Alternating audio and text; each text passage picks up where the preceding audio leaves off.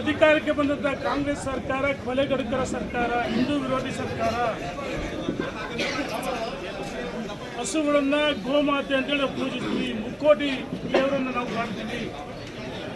ಇವತ್ತು ತಾಯಿ ಎದೆಹಾಲು ಕಡಿಮೆ ಮಕ್ಕಳಿಗೆ ಹಾಲನ್ನು ಕುಡಿಸ್ತಾರೆ, ಗೋವಿನ ಗೋಪೂಜೆ ಮಾಡ್ತೀವಿ.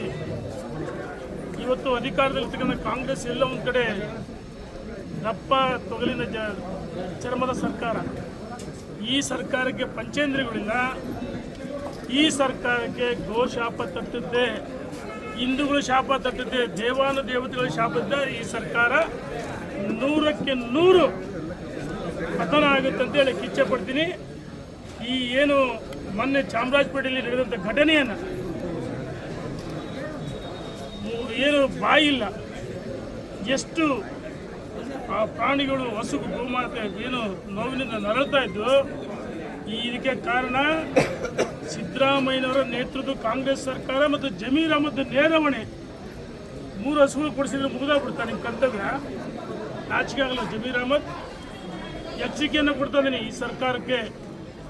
ಇದೇ ರೀತಿ ಗೋಗಳಿಗೆ ಹಿಂದೂಗಳಿಗೆ ತೊಂದರೆ ಕೊಟ್ಟರೆ ಸಹಿಸಲ್ಲ. ನಾವು ಹೇಳ್ತಾ ಇದೀವಿ, ಕೇವಲ ಆರೋಪಿಗಳನ್ನು ಬಂಧಿಸಿ ಸಾಲದು, ಮುಲಾಜಿಲ್ಲ ಎನ್ಕೌಂಟರ್ ಮಾಡಿ ಬಿಸಾಕ್ಬೇಕಂತ ಸರ್ಕಾರಕ್ಕೆ ನಾನು ಒತ್ತಾಯವನ್ನು ಮಾಡ್ತೀನಿ.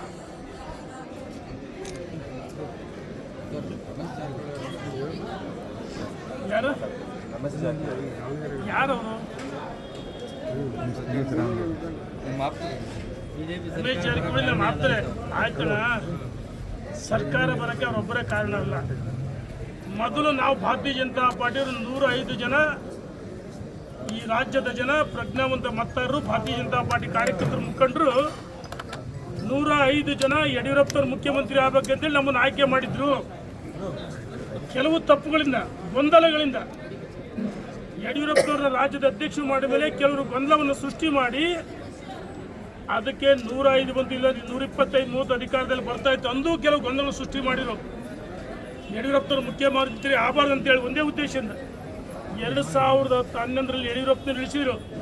ಅದಕ್ಕೇನಾಯಿತು, 2013ರಲ್ಲಿ ನಾವು ಭಾರತೀಯ ಜನತಾ ಪಾರ್ಟಿಯ ಸಾಮಾನ್ಯ ಕಾರ್ಯಕರ್ತರು, ಶಿಸ್ತಿನ ಸಿಪಾಯಿಗಳು ಏನಾಯಿತು, ಪಕ್ಷ 46 ಸ್ಥಾನಕ್ಕೆ ಬಂತು 2013ರಲ್ಲಿ. ಅದಾದ ನಂತರ ನರೇಂದ್ರ ಮೋದಿಯವರು, ಅಮಿತ್ ಶಾ ಯಡಿಯೂರಪ್ಪನವ್ರನ್ನ ಭಾರತೀಯ ಜನತಾ ಪಾರ್ಟಿ KJP ವಾಪಸ್ ಕರೆತಂದು ರಾಜ್ಯದ ಅಧ್ಯಕ್ಷರು ಮಾಡಿದರು.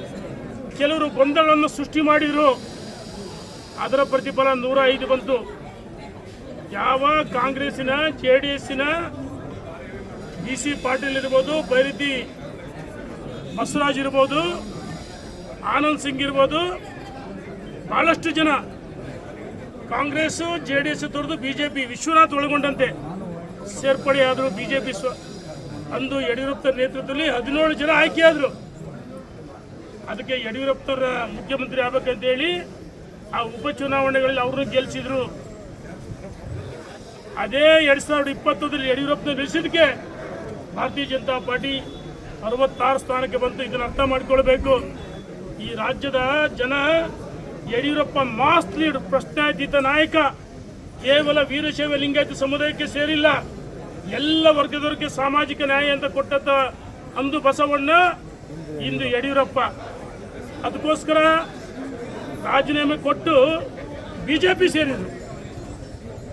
ಆದರೆ ನಾನು ರಮೇಶ್ ಜಾರಕಿಹೊಳಿ ಆತ್ಮೀಯ ಸ್ನೇಹಿತ, ಅವರು ಭಾಳ ಚೆನ್ನಾಗಿಲ್ಲ ಅಂತಲ್ಲ. ಆದರೆ ನಾವು ಹೇಳ್ತಿದ್ದೀವಿ, ಇವತ್ತು BC ಪಾಟೀಲ್, ಬೈರತಿ ಬಸವರಾಜ್, ವಿಶ್ವನಾಥ್, ಗೋಪಾಲಯ್ಯನವರು BJP ಇಲ್ವಾ?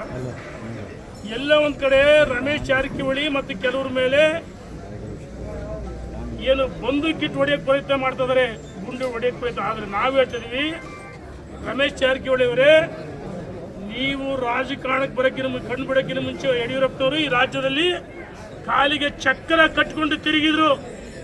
ಕಾಲಿಗೆ ಚಕ್ರ ಕೊಂಡು ತಿರುಗಿ ಭಾರತೀಯ ಜನತಾ ಪಾರ್ಟಿ ಅಧಿಕಾರಕ್ಕೆ ತಂದಂಥ ಒಬ್ಬ ಮಹಾನ್ ನಾಯಕ ಅಟಲ್ಜಿಯವರು, ಅದ್ವಾನಿಜಿಯವರು, ಉಮಾ ಭಾರತಿ, ಸುಷ್ಮಾ ಸ್ವರಾಜ್, ಅನೇಕ ರಾಜನಾಥ್ ಸಿಂಗ್ ಹಿರಿಯರ, ಗಡ್ಕರಿಯವರ ಆಶೀರ್ವಾದದಿಂದ ಯಡಿಯೂರಪ್ಪನವರು ಕರ್ನಾಟಕದಲ್ಲಿ ಭಾರತೀಯ ಜನತಾ ಪಾರ್ಟಿಯನ್ನು ಕಟ್ಟಿ ಬೆಳೆಸಿದ ನಾಯಕರ ಬಗ್ಗೆ ಅಗಿರುವಾಗ ಮಾತಾಡಿದರೆ ನಾವು ರಾಜ್ಯದ ಜನ ಸಹಿಸಲ್ಲ. ಯಡಿಯೂರಪ್ಪನವ್ರ ಬಗ್ಗೆ ನಿಮ್ಗೇನು ಅಜೆಂಡಾ? ಏನು ಹೇಳಿದಿರಿ?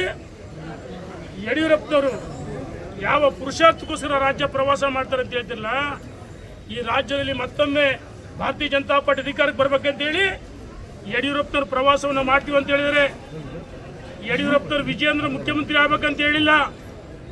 ವಿಜಯೇಂದ್ರ ಮುಖ್ಯಮಂತ್ರಿ ಆಗ್ಬೇಕಂತೇಳಿ ರಾಜ್ಯದ ಜನ ಹೇಳ್ತಾ ಇದ್ದಾರೆ. ನಾವು ಸಂಕಲ್ಪ ಮಾಡ್ತೀವಿ, ವಿಜಯೇಂದ್ರ ಮುಖ್ಯಮಂತ್ರಿ ಮಾಡೇ ಮಾಡ್ತೀವಿ. ಯಾವ ದುಷ್ಟಶಕ್ತಿಗಳು ತಡೆಯೋಕ್ಕಾಗಲ್ಲ. ಏನು ಮಾತಿದ್ರೆ ಯಡಿಯೂರಪ್ಪನವ್ರ ಒಬ್ಬರಿಗೆ ನಿಮಗೆ ಯಾರು ಪ್ರಚೋದನೆ ಮಾಡ್ತಾರೆ ಗೊತ್ತಿದೆ.